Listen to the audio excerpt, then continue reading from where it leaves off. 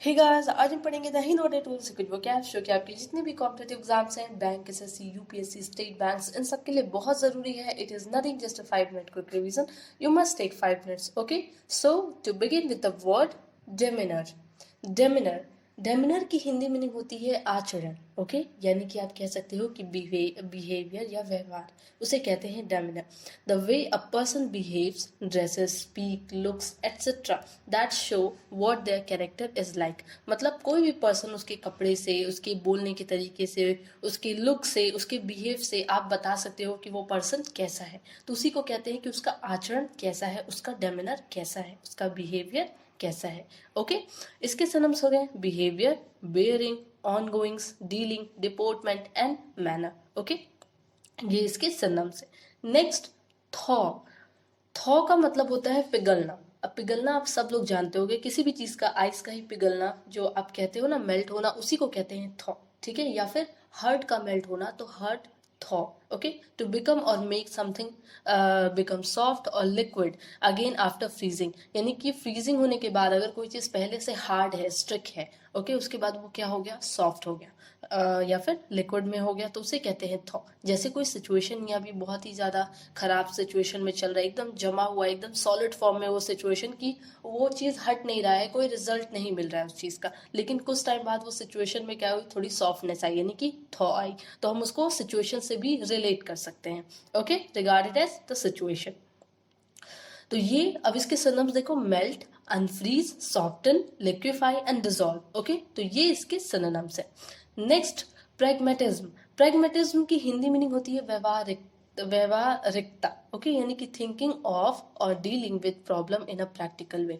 Pragmatism word आया है practice से, प्रैक्टिकल से.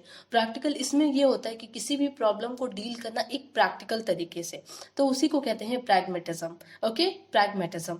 ये इसके, अब इसके सिनोनिम्स देखो, logical, rational, cynical, hard headed, down to earth. Okay, ये इसके सिनोनिम्स है. Next, wary. नेक्स्ट है वैरी. वैरी की हिंदी मीनिंग होती है सावधान, यानी कि केयरफुल होना, उसे कहते हैं wary. Careful because you are uncertain और आफ्रेड ऑफ समबडी समथिंग. यानी कि केयरफुल होना क्यों, क्योंकि आप किसी चीज से या फिर किसी इंसान से क्या हो, डरे हुए हो, तो उसे कहते हैं वैरी, यानी कि केयरफुल होना. तो इसके synonyms careful, cautious, alert, aware and mindful. Okay. Next, unpalatable. Unpalatable की हिंदी मीनिंग होती है आस्वादिष्ट. पैलेटेबल आप लोग कई बार सुने हो स्वादिष्ट, तो बस अन लग गया है इसीलिए जस्ट नेगेटिव हो गया है, आस्वादिष्ट. नॉट प्लीजेंट टू टेस्ट, यानी कि जो क्या हो, अच्छा ना हो स्वाद में. अब ये सिर्फ डिनर की ही बात नहीं हो रही है, मतलब खाने से रिलेटेड चीजों की ही बात नहीं हो रही है. कुछ कुछ भी हो सकता है, कोई सिचुएशन हो सकता है, ठीक है, कोई सामान हो सकता है. जैसे हम सामान के लिए भी यूज करते हैं कि इसमें इसका टेस्ट अच्छा नहीं है, तो वहां भी बोल सकते हैं कि अनपैलेटेबल. ओके. इसके synonyms unappetising, uninviting, unappealing, unsavoury, off putting and inedible. Inedible जो खाने योग्य ना हो. ठीक है. नेक्स्ट, इम्प्रोप्रिटी. इम्प्रोप्रिटी की हिंदी मीनिंग होती है अनुपयुक्तता. बिहेवियर और action that are morally wrong और नॉट अप्रोप्रिएट. यानी कि इनअप्रोप्रिएट आपने सुना होगा. इनअप्रोप्रिएट, देख लो, इनप्रॉपरिटी का मतलब होता है कि कोई चीज अच्छा ना हो, स्पेशली किसी का बिहेवियर अच्छा ना हो, कोई गलत एक्शन हो, बिहेवियर ना अच्छा हो, तो उसे कहते हैं कि उसने क्या, कैसा काम किया है, उसने काम किया है इनप्रॉपरिटी. इनप्रॉपरिटी काम किया है, यानी कि उसने अच्छा काम नहीं किया. ओके. तो उसने कैसा काम किया, इन प्रॉपर्टी काम किया. ओके, यानी कि वो पर्सन कैसा, इन प्रॉपर्टी पर्सन है, यानी कि एक अच्छा पर्सन नहीं है, एक ईमानदार पर्सन नहीं है. तो इसकी सिनोनिम्स हो जाएंगे रॉन्ग डूइंग, मिसकंडक्ट, डिसऑनेस्टी और करप्शन एंड इरेगुलरिटी. ओके, ये इसके सिनोनिम्स है. नेक्स्ट, इंश्राइन. इंश्राइन की हिंदी मीनिंग होती है प्रतिस्थापित करना.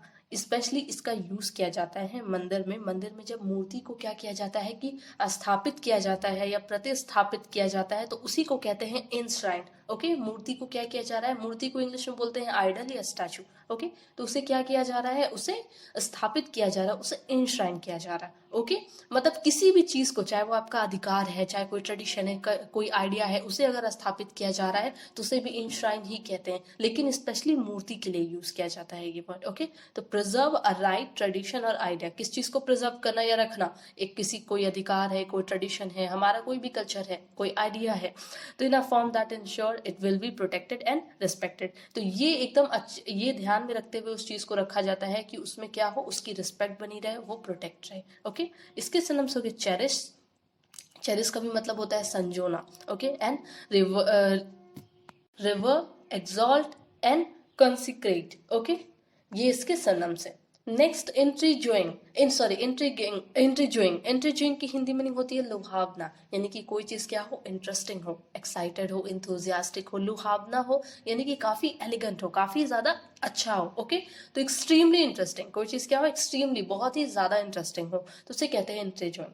इसके synonym fascinating, bewitching, absorbing, charming and catchy. Okay, next आपका एक फ्रेजल वर्ब है स्टैंड ऑफ। स्टैंड ऑफ की हिंदी मीनिंग होती है गतिरोध। क्या करना, गतिरोध, किसी काम पे क्या लगा देना, रोक लगा देना।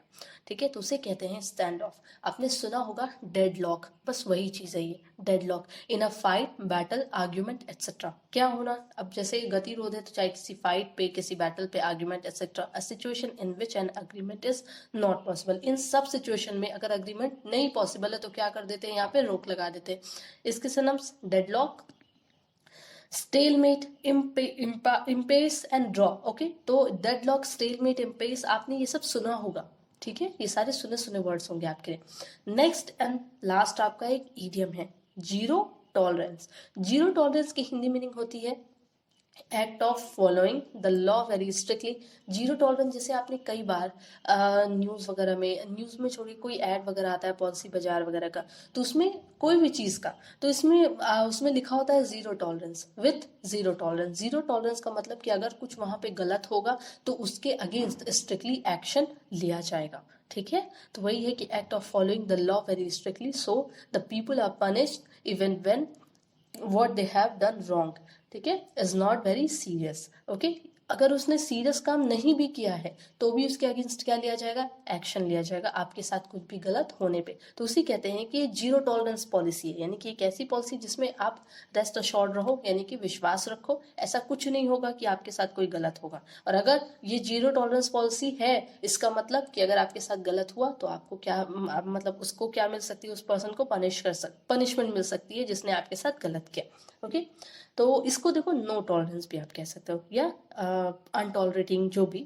ठीक है, तो ये सारे के सारे आज के आपके वो कैप्स थे। शाम में आप डेली टेलीग्राम पे आया करो 6:30 के बाद, वहां पे चलता है क्विज, अभी जो आप वो कैप्स पढ़े हो उन सब का। Okay, thank you.